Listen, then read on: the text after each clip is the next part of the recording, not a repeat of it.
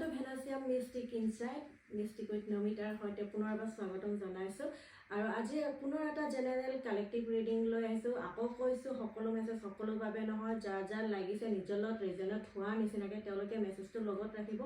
যাৰ লাগিছে যে তেওঁলোক ৰিজনেট হোৱা নাই তেওঁলোকে বেছি গভীৰকৈ নাভাবি মেছেজটো আনলৈ আগলৈ এৰি দিব বা ফৰৱাৰ্ড কৰি দিব। আপোনাৰ আপোনজনক আপুনি ফৰৱাৰ্ড কৰিব পাৰে। আৰু মই আজি আহিছোঁ পিকা কাৰ্ড ৰিডিং এটালৈ। আপোনালোকক দুখন কাৰ্ড দিম। এইখন হ'ল কাৰ্ড নম্বৰ 1 আৰু এইখন হ'ল কাৰ্ড নম্বৰ 2। এই দুখন কাৰ্ড থাকিব। যিকোনো এখন কাৰ্ড চিলেক্ট কৰিব। এটা দীঘল উশাহ লওক। আপোনাৰ ইনটিউচনে যিখন কাৰ্ড চিলেক্ট কৰিব দিছে সেইখন চিলেক্ট কৰক।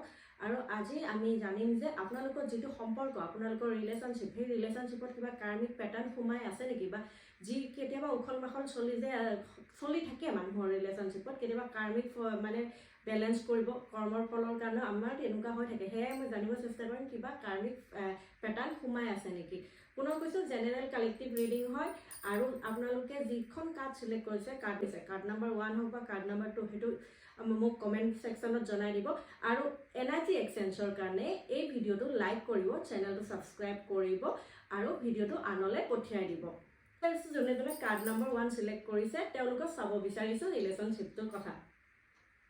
মই বেছি বেয়া দেখা নাই। খুব ধুনীয়া সম্পৰ্ক এটা চলি আছে। ধুনীয়া মানে উজ্জ্বল এটা মানে ধুনীয়াকৈ চলি থকা দেখিছোঁ।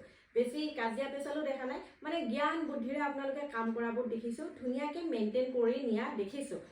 তেনেকুৱা মই বিশেষ কাৰ্মিক পেটাৰ্ণ দেখা নাই ইয়াতে। যদিও টুকটাক লাগে কেতিয়াবা, সকলো সম্পৰ্কতে কেতিয়াবা কাজিয়া পেচাল হয়, কিন্তু এইটো সম্পৰ্ক মই খুব সুন্দৰ সম্পৰ্ক দেখিছোঁ যোনে যোনে কাৰ্ড নম্বৰ 1 চিলেক্ট কৰিছে।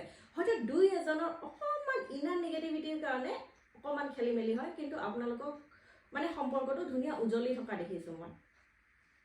এজনে কাৰ্ড নম্বৰ 2 চিলেক্ট কৰিছে তেওঁলোকক চাবলৈ। মই দেখিছোঁ আপোনালোকৰ সম্পৰ্কটো একদম ধৰি বান্ধি ৰাখিব বিচাৰিছে। এইটো কথা নহয়। মই এনেকুৱা দেখিছোঁ যে এইটো কাৰ্মিক পেটাৰ্ণৰ কাৰণেও হয় বাৰু, কিন্তু এনেকুৱা হৈছে আপোনালোকে যেন আপোনাৰ পাৰ্টনাৰক একদম চকুৱে মুখে গায়ে গোটেই বান্ধি ৰাখিছে। আপুনি যি কয় সেইটো নামানিলে আপোনাৰ খং উঠি কাজিয়া পেচাল হৈ যায়। মানে কেতিয়াবা এনেকুৱা হয় আপোনাৰ মনত তেওঁৰ নিজৰ ঘৰখনতকৈ বেছি টাইম আপোনাক দিব লাগিব।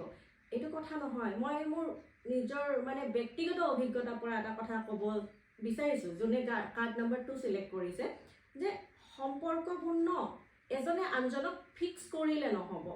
এজনে আনজনক একচেপ্ট কৰিব লাগিব। যোন যেনেকুৱা হয় তেনেকৈ একচেপ্ট কৰক।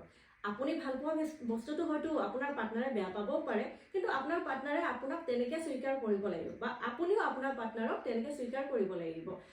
বাৰে বাৰে কৈছোঁ, সম্পৰ্ক কেতিয়াও ফিক্স কৰিব নাযাব, একচেপ্ট কৰিব যাব। আৰু এটা কথা, সম্পৰ্কবোৰ এই ৰিলেশ্যনশ্বিপবোৰ যদি আপোনালোকে আগলৈ ভালদৰে মেইনটেইন কৰিব বিচাৰে, তাত বেছি লজিক নানিব। লজিক আনিলে সম্পৰ্কবোৰত খেলি মেলি আহে। সম্পৰ্ক সদায় আৱেগেৰে চলে। আমি কওঁ বেছি আৱেগিক নহ'ব, কিন্তু সম্পৰ্ক এটা যদি ভালদৰে চলাব বিচাৰে আৱেগেৰে চলাব লাগিব। কাৰ্ড নম্বৰ 2 দেখিছোঁ মই কাৰ্মিক পেটাৰ্ণ। কাৰ্ড নম্বৰ 1 মই তেনেকুৱা বিশেষ দেখা নাই। কিছু মানুহৰে আছে, কিন্তু প্ৰায় সংখ্যক মানুহৰ কাৰ্ড নম্বৰ 2 পাইছোঁ অকণমান ডিটেচমেণ্ট আহি যায়। খং উঠি কোনোবা এজনৰ পৰা আঁতৰিও যায় পটককৈ, মানে ধৰক ফোন মেছেজ কৰা বন্ধ হৈ যায়, তেনেকুৱা ধৰণৰ দেখিছোঁ। কাৰ্মিক পেটাৰ্ণে হয় বাৰু এইটো এটা। আৰু বাৰে বাৰে কৈছোঁ, লজিক নহয়, ইম'শ্যন ৰাখিব, ফিক্স নহয়, একচেপ্ট কৰিব। আৰু শাওণৰ মাহ চলি আছে। আমাৰ অসমীয়া কেলেণ্ডাৰ হিচাপত আমাৰ শাওণৰ মাহ আৰম্ভ হৈছে, আৰু কালি প্ৰথমটো সোমবাৰ গৈছে আমাৰ শাওণৰ মাহৰ। আৰু যি শাওণৰ মাহৰ সোমবাৰ কেইটা আছে, সেইকেইটা সোমবাৰত মই কোনোবা এজন মানুহৰ এটা পাৰ্চনেল ৰিডিং ফ্ৰী ছেশ্যন এটা দিম। সম্পূৰ্ণ ফ্ৰী ছেশ্যন। খালি ৰেমেডিখিনি মই ফ্ৰী ছেশ্যনত দিব নোৱাৰোঁ, এইটো অকণমান অসুবিধা আহি পৰে। বাকী যি আপোনালোকে জানিবলগীয়া থাকে সেইখিনি মই ফ্ৰী ছেশ্যন এটা দিম। যোনে যোনে ভাবে যে আপোনালোকে ফ্ৰী ছেশ্যনটো ল'ব বিচাৰিছে মোক DM কৰিব। এতিয়ালৈ আহিছোঁ, আকৌ এটা নতুন ভিডিঅ'ৰ সৈতে লগ পাম। হৰ হৰ মহাদেৱ।